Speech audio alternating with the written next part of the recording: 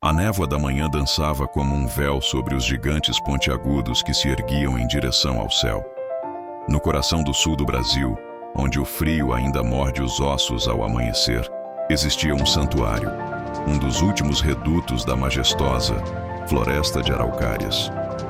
E no centro desse santuário vivia um homem, Bento, cujas rugas no rosto contavam mais histórias do que qualquer livro. Com 80 anos de vida, ele era mais do que um morador. Era o guardião da floresta, um título não oficial, mas que ele carregava com a solenidade de um rei. Bento não vivia sozinho. Ele vivia com os sussurros das árvores, com o farfalhar das folhas que, para ele, eram vozes ancestrais. Seu avô lhe ensinara a ouvir. Cada araucária, dizia o velho, é um avô de pé. Guarda a memória do tempo em seu tronco e a sabedoria das estrelas em suas grimpas. Para Bento, caminhar pela floresta era como andar por uma catedral viva, um lugar de reverência e paz profunda. Ele conhecia cada árvore pelo nome, sentia suas dores quando um galho quebrava e celebrava o nascimento de cada pinhão que prometia uma nova geração. Sua pequena casa de madeira, construída por suas próprias mãos, era uma extensão da floresta, com um cheiro de resina e terra úmida impregnado nas paredes. A paz, no entanto, é muitas vezes um interlúdio frágil. A notícia chegou como o som de um machado em madeira sadia. A corporação Geominas, um conglomerado gigante com mais dinheiro do que alma, havia descoberto um veio rico de um mineral raro, um nióbio iridescente, exatamente sob o solo sagrado da floresta. Com a promessa de progresso e empregos, rapidamente conseguiram as licenças governamentais. Bulldozers e máquinas pesadas como bestas de metal foram posicionados na fronteira da mata, prontos para devorar o mundo de Bento. Para a Geominas, a floresta era apenas um obstáculo verde no mapa, uma camada de biomassa a ser removida. Para Bento, era o fim do mundo. Naquela noite, ele não dormiu. Caminhou até a Grande Mãe, a araucária mais antiga da floresta, uma anciã com mais de 1000 anos de idade, cujo tronco era tão largo que 3 homens não conseguiam abraçá-lo. Pressionando a testa contra a casca grossa e áspera, ele suplicou em um sussurro rouco: "O que eu faço, minha velha amiga? Eles vêm para nos destruir. Como posso lutar contra um gigante?" Na quietude da noite, sob a luz prateada da lua que se filtrava pelos galhos, uma resposta pareceu ecoar, não em palavras, mas em um sentimento, uma onda de força ancestral que subiu de suas raízes e entrou em Bento. Era uma lembrança de uma promessa antiga, feita por seus antepassados ao espírito da floresta: proteger, seu segredo em troca de sua proteção. E Bento soube que a hora de revelar esse segredo havia chegado. Não era um segredo de ouro ou tesouros, mas algo muito mais poderoso: a vida interligada. No dia seguinte, quando os primeiros tratores ligaram seus motores, cuspindo fumaça negra no ar puro da manhã, encontraram Bento parado no caminho de terra.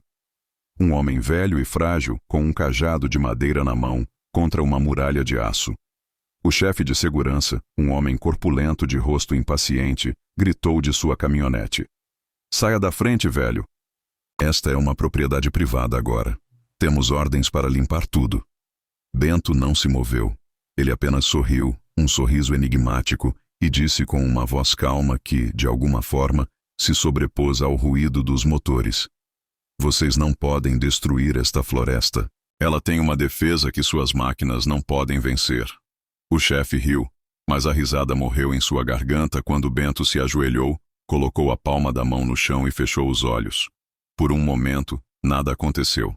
Então, um zumbido baixo começou, quase imperceptível. O zumbido cresceu, vindo do próprio solo. Do chão da floresta, milhares e milhares de pequenas luzes começaram a piscar. Uma bioluminescência suave e pulsante. Eram os fungos, uma rede micelial que conectava cada raiz, cada árvore, em um sistema nervoso subterrâneo. O segredo da floresta, mas era mais do que luz.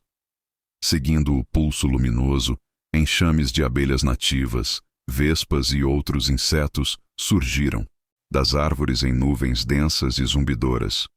Pássaros de todas as cores, gralhas azuis, tucanos, Papagaios de peito roxo voaram em círculos sobre as máquinas, seus chamados transformando-se em um clamor ensurdecedor. Do meio da mata, surgiram animais que raramente eram vistos. Onças pardas, veados, catetos, que se postaram silenciosamente na orla da floresta, observando. Não era um ataque, mas uma demonstração de força. Era a própria floresta, acordada por Bento, mostrando que não era apenas um conjunto de árvores, mas um único organismo vivo e interconectado. A cena era tão surreal, tão assustadoramente bela, que os operadores das máquinas desligaram os motores.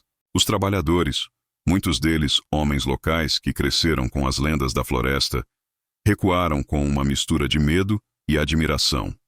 O chefe de segurança, pálido, tentou gritar ordens, mas sua voz falhou. Um jovem cinegrafista amador, que estava ali para documentar o progresso, estava com sua câmera ligada, transmitindo tudo ao vivo pela internet. Em poucas horas o vídeo explodiu.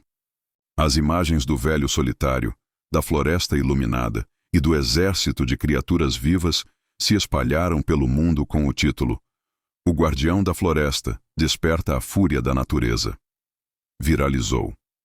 A história de Bento e seu santuário tocou um nervo exposto na consciência global.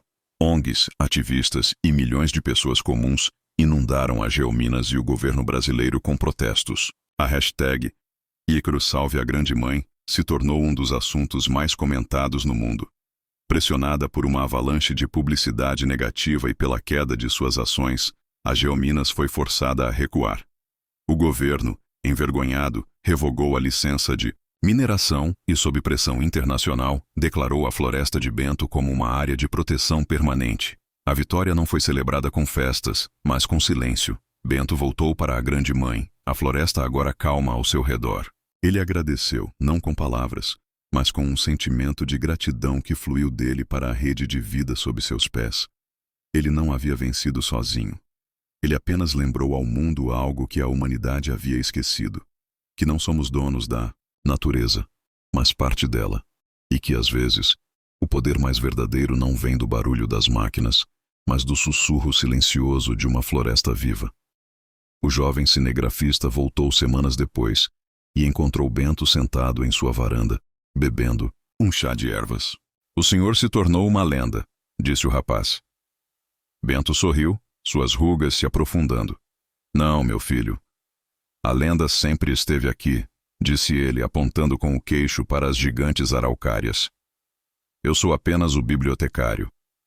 E no alto, a Grande Mãe parecia concordar, balançando seus galhos lentamente no vento, como se estivesse aplaudindo.